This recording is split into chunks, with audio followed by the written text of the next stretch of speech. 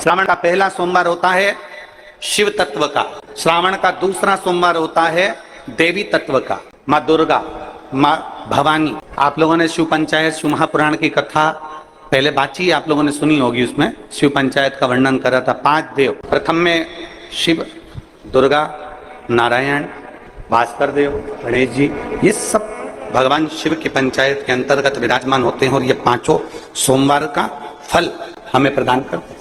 एक एक सोमवार की महत्वता है, एक एक सोमवार का क्रम है। और मेरा निवेदन सभी मेरी जीजियों से, मेरे जीजाओं से, मेरी बेटियों से, बेटाओं से, मेरी माताओं से, श्रावण के महीने के जितने सोमवार रहें, प्रत्येक सोमवार को शंकर जी का अगर मंदिर जा सको तो ठीक है, ना जा सको तो शिखर का दर्शन, और वो भी ना कर सको तो अपने घर में जो शिवलिंग है उस पर 3 बार, 3 छोटा सा लोटा ले लो, बड़ा लोटा ले लो, कैसा भी, 3 बार शिव जी का नाम लेकर 3 बार जल को अवश्य चढ़ाओ। जितने सोमवार पड़े श्रावण के महीने में आप 3 बार, भले 1 लोटा जल है उसी को रोक रोक कर 3 बार चढ़ाओ, और 3 बार चढ़ाओ। जैसे शिव मंदिर में 3 ताली का नियम है, सावन महीने में 3 लोटा अर्थात 2 लोटा जल पर रुककर 3 बार अगर जल चढ़ाया जाता है तो ब्रह्मा, विष्णु और महेश उस जल को स्वीकार कर कर तेरे घर का भंडार भर देते हैं। 3 बार जल। गंगा जल का प्रयोग एक तो पितरों के लिए, दूसरा श्रावण के महीने में किसी भी एक सोमवार को अगर व्यापार नहीं चल रहा है, नौकरी नहीं मिल रही है, तो कोई तकलीफ आ रही है, तो कोई कष्ट आ रहा है, कोई रोग बढ़ रहा है, डॉक्टर से ऐसा लग रहा है कि ये बड़ी बीमारी बताने वाला है, शरीर में कोई गांठ पड़ गई है और वो जांच के लिए गई है, तो बिल्कुल श्रावण के महीने में किसी भी एक सोमवार को गंगा जल लेकर जाइए शिव मंदिर में। शंकर जी के मंदिर में थोड़ा सा गंगा जल नंदी को समर्पित कर कर, थोड़ा अशोक सुंदरी को समर्पित कर कर, थोड़ा गणेश और कार्तिकेय को समर्पित कर कर, थोड़ा सा गंगा जल जया, विषहरा, शामरी बारी, दौतली और देव को समर्पित कर कर, थोड़ा सा गंगा जल शिवलिंग पर समर्पित कर दो। उस गंगा जल को वापिस झेल कर लेकर आओ। 3 दिन तक लगातार उस गंगा जल को पीना प्रारंभ करो। उसके बाद जांच के लिए आप कहीं पर भी जाइए, बाबा कृपा जरूर करेगा, ये निश्चित था। उस गंगा जल की प्रधानता, उस गंगा जल का एक गौ माता, गौ, गंगा और संत, ब्राह्मण, साधु, सन्यासी, सात्वित्ववान नारी, कन्या, स्त्री, इनका जो महत्व है उसको जान गए तो जिंदगी सार्थक हो। यदि भूलवश भी अगर कोई व्यक्ति मंदिर में बेलपत्र चढ़ा हुआ है और बेलपत्र उसने एकत्रित कर लिया मंदिर के अंदर ही, और मंदिर में बेलपत्र एकत्रित कर कर धागा लिया और उस कच्चे धागे में, उस कच्चे धागे के अंदर अगर उस बेलपत्र की डंडी को पीछे से उसने एक एक साधारण सी गांठ लगाकर उस बेलपत्र की माला को सिद्ध कर लिया, हल्की सी कच्चे सूत की गांठ लगाते लगाते मंदिर की चढ़ी हुई बेलपत्र को, शंकर पर चढ़ी हुई बेलपत्र को, शंकर की चढ़ी हुई बेलपत्र को ही उसने गांठ लगाकर जब माला सिद्ध कर ली, और सिद्ध कर कर अगर वही माला भगवान शंकर को अर्पित कर देती है तो कहते हैं कि हमारा फिर पुनर्जन्म होता ही नहीं है। इस संसार सागर से हमारी मुक्ति हो ही जाती, पुनर्जन्म से हम छूट जाते। पूरे वर्ष श्रावण महीने की पंचमी के दिन शंकर भगवान पर जिस जिस परिवार के व्यक्ति का कांवड़ जल हमने बताया है आपको, जरूरी नहीं है कि डंडा बांधकर 2 कांवड़ के जल के लोटे लेकर जाओ, आप अपने हाथ में 2 पात्र लेकर जा सकते हैं। पंचमी तिथि के दिन हाथ में 2 लोटे जल के, 2 कलश जल के जो हम शंकर भगवान लाते हैं, ऊपर जो खंडा है शिव जी के ऊपर जल धारी है, जिसमें विषहरा, शामली बारी, दौतली और देव, शंकर भगवान की 5 बेटियां जिसमें विराजमान होती हैं। जब हम जल समर्पित करते हैं, हमारे पीढ़ी में, परिवार में अगर कोई अधोगति में मर गया होता है, कुंवारी अवस्था में चले गया होता है, गर्भ में मर गया होता है, गर्भ के बांधल कर भी अगर कुंवारी अवस्था में चले गया होता है, तो श्रावण महीने की दोनों पंचमी पर परिवार का अगर कोई एक व्यक्ति भी जल चढ़ा देता है शंकर भगवान पर, तो सर्प की योनि में नहीं पड़ता, जीव मुक्त हो जाता, प्रेत योनि में, सर्प की योनि से मुक्त हो जाता। रवि, सोमवारी और भोमवारी कौन कौन से वार हो गए? रविवार, सोमवार और मंगलवार, 3 बार। प्रथम दिवस में कनेर का 1 पुष्प लेना है, द्वितीय दिवस में कनेर के 5 पुष्प लेना है और तृतीय दिवस में कनेर के 3 पुष्प लेना है।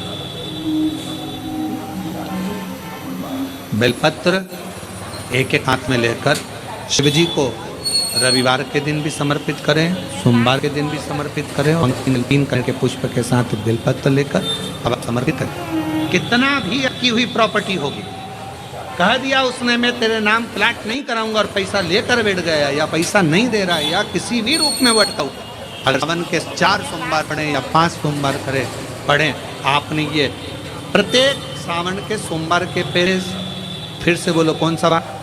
रविवार, सोमवार और मंगलवार, ये 3 बार का क्रम अगर प्रत्येक सोमवार के पहले और बाद में कर लिया तो आपको उसे प्रॉपर्टी उस व्यक्ति को तुम्हें देना ही पड़ेगी, छोड़ना ही पड़ेगी।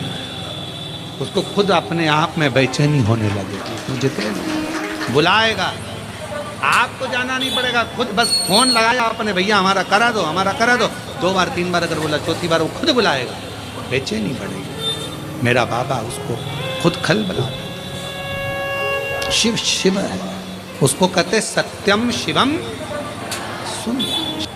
कई लोग कहते हैं हमारा बच्चा डिप्रेशन में पहुंच गया, हमारी पत्नी डिप्रेशन में है, हमारा पति डिप्रेशन में है, नींद की गोली खाना पड़ रही है, सुस्त सुस्त रहते हो, डिप्रेशन में चल रहे हो, टेंशन दिन रात दिमाग में चलता रहता है,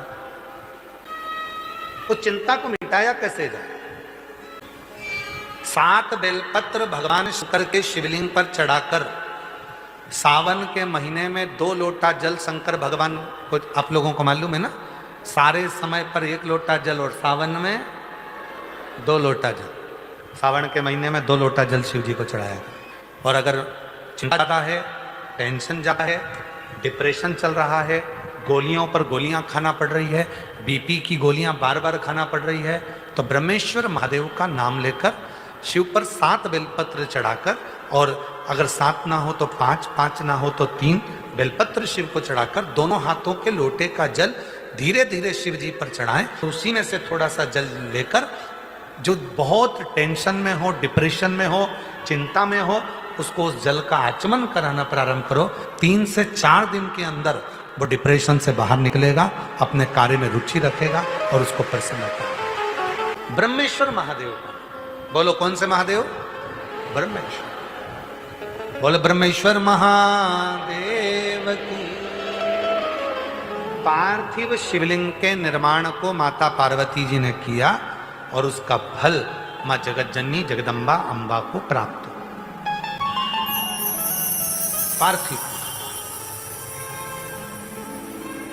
पार्थिव पूजन कभी भी खाली नहीं जाता, कभी खाली नहीं जाता। पार्थिव पूजन अगर किसी ने करी है तो खाली नहीं जाएगा। आप लोग 11 अगस्त को जो सावन की शिवरात्रि है, उस दिन जब आप शाम को 7 बजे पूजन करें, भले आपकी थाली में पूजन का सामान हो ना हो, केवल पार्थिव शिवलिंग बनाकर बैठ जाओ। जब हम जल चढ़ाएं, आप भी साथ में जल चढ़ाओ। धीरे धीरे बाबा को बस दिया लगाकर बैठ भी गए, कुछ भी नहीं है तो भी बेलपत्र पत्र चढ़ाकर अगर जल चढ़ाओगे साथ में, तो निश्चित है कि पार्थिव पूजन का फल तुमको प्राप्त जरूर है। जब आप शंकर भगवान को कोई सामग्री, कोई वस्तु, कोई चीज समर्पित करते हो, बहुत ध्यान देना महाराज, रात्रि होने से पहले तक वो देवताओं के कार्य का है, वो आप सबके कार्य का है। रात्रि होने पर वो गणों के कार्य का। 16 सोमवार का प्रसाद, संकट सोमवार का प्रसाद, भगवान शंकर का प्रसाद रात्रि होने से पहले पा लिया जाता है। आप लोगों ने जिन जिन ने 16 सोमवार करे होंगे, संकट सोमवार करे होंगे, उनको जब उन्होंने चूरमा बनाया होगा, बाटा सेक कर, रोटी सेक कर, उसमें गुड़ मिलाकर, शक्कर मिलाकर और घी मिलाकर जो मलीदा जो चूरा तैयार करा होगा, चूरमा बनाया होगा, उस चूरमे का नियम है कि संकट सोमवार का 16 सोमवार का जो प्रसाद होता है उसको उसी दिन रात्रि होने से पहले अर्थात मध्य रात्रि 12 बजे से पहले पहले उस चूरमे का प्रसाद, अब क्या कोई भोजन करने आ रहा है संकट सोमवार के उद्यापन में, कोई 16 जोड़े आ रहे हैं उनको आप दे दीजिए, कोई आ रहा है उसको प्रदान कर दीजिए, पर उस प्रसाद को दूसरे दिन तक नहीं रखा जाता। और यही बात पहले भी कथा में कही कि शंकर भगवान के इस शिव महापुराण पर जो 6 दिन तक बेलपत्र चढ़ती है वो औषधि का काम करती है। तो जो बेलपत्र आपको कहीं से प्राप्त हो जाती है, शिव पोथी की, शिव महापुराण में से कहीं से मिल जाती है, तो उस बेलपत्र को रात भर नहीं रखा जाता, उस बेलपत्र को रात से पहले शरीर कष्ट के लिए उसको चबा चबा कर खा लिया जाता है। और जो 7वें दिन की बेलपत्र होती है उस बेलपत्र को हमेशा के लिए अपने घर में, अपने पूंजी के स्थान पर, अपने पुण्यमय आनंद के स्थान पर, जहां वैभव धन संपदा रखते उस स्थान पर उसको लाल वस्त्र में रख दिया जाता है। कितना भाव है महाराज। 6 दिवस की औषधि है, सप्तम दिवेश का खजाना।